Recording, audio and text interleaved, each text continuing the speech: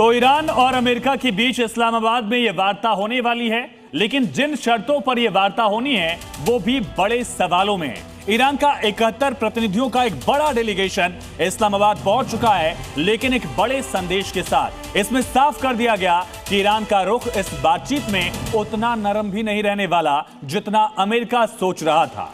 ना करते ईरान का डेलीगेशन पाकिस्तान पहुंच तो गया, लेकिन इस्लामाबाद में जहां एक तरफ दुनिया अमेरिका और ईरान की बातचीत पर नजरें लगाए बैठी है, तो वहीं ईरान ने इस मीटिंग से संदेश दे दिया है कि वो बात नहीं आघात करने आया।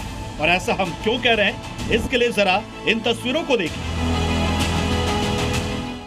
ईरान ने अपने डेलीगेशन का नाम भी मिनाब 168 रख दिया, यानी ईरान ने इस्लामाबाद में आने से पहले ही साफ कर दिया कि अगर शांति की बात होगी तब भी वो अपने जख्मों को याद रखेगा और कोई भी डील बिना उनके बहाए खून के इंसाफ के नहीं होगी। इसके अलावा ईरान ने एक और कड़ा संदेश दिया स्टेट ऑफ हॉर्मुज पर, जिस पर अमेरिका के मना करने के बाद ऐलान कर दिया गया है कि ईरान ईरानी करेंसी में ही हॉर्मुज पर टोल को वसूलेगा। साथ ही ये भी शर्त तक दी कि किसी भी कीमत पर वो अमेरिका के साथ फोटो ऑप में हिस्सा नहीं लेंगी और न ही अमेरिका के साथ आमने सामने बैठकर बात करेगा, क्योंकि ईरान का मानना है कि वो खुद बहाने वालों के साथ नहीं बैठ सकती। यही वजह की बातचीत में पाकिस्तानी अधिकारी दोनों कमरों के बीच मैसेज ले जाकर बातचीत करवाएंगे। इसके अलावा ईरान ने बातचीत के लिए निकलने से पहले ही अमेरिका को सीधी चेतावनी भी दे दी थी और कहा था कि अगर डील नहीं होती है तो उनकी ट्रिगर पर उंगली मौजूद है। यानी ईरान बात करने भले पाकिस्तान पहुंच तो गया है, लेकिन तेवर अब भी अमेरिका के लिए वैसे ही है। यही वजह कि इस डील में ईरान को मनाना सबसे मुश्किल होने वाला है।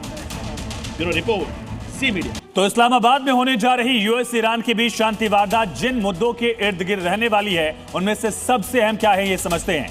सबसे पहले सीज फायर जारी रहेगा या युद्ध और विध्वंसक होगा, इस पर दुनिया की नजरें हैं। पूरी दुनिया यही जानना चाह रही है। और दूसरा मुद्दा है स्ट्रेट ऑफ हॉर्मुज का क्या होगा। ट्रंप इसको लेकर बड़े बड़े दावे लगातार करते रहे, लेकिन ईरान झुकने को तैयार नहीं है। और तीसरा मुद्दा है सीज फायर टॉक में मेन मुद्दा ईरान का न्यूक्लियर प्रोग्राम होगा। वहीं ईरान ने अपने फ्रीज फंड रिलीज करने का मुद्दा भी उठाया और इसके अलावा ईरान पर लगे सैंक्शंस। इस बीच ट्रंप की धमकी, उसने कहा कि हम युद्धपोतों को हथियारों से लैस करें। डोनाल्ड ट्रंप की तरफ से कहा गया ईरान को धोखे का डर भी सता रहा है, क्योंकि इससे पहले की बातचीत के ठीक बाद डोनाल्ड ट्रंप की सेना ने, आर्मी ने अटैक कर दिया था। वहीं लेबनान में लगातार अटैक इस बैठक में बाधा बन सकते हैं, यानी कि इजराइल जिस तरह से लेबनान पे अटैक कर रहा है, हिजबुल्लाह को खत्म कर रहा है, वो ईरान के लिए एक बहुत बड़ी चुनौती है।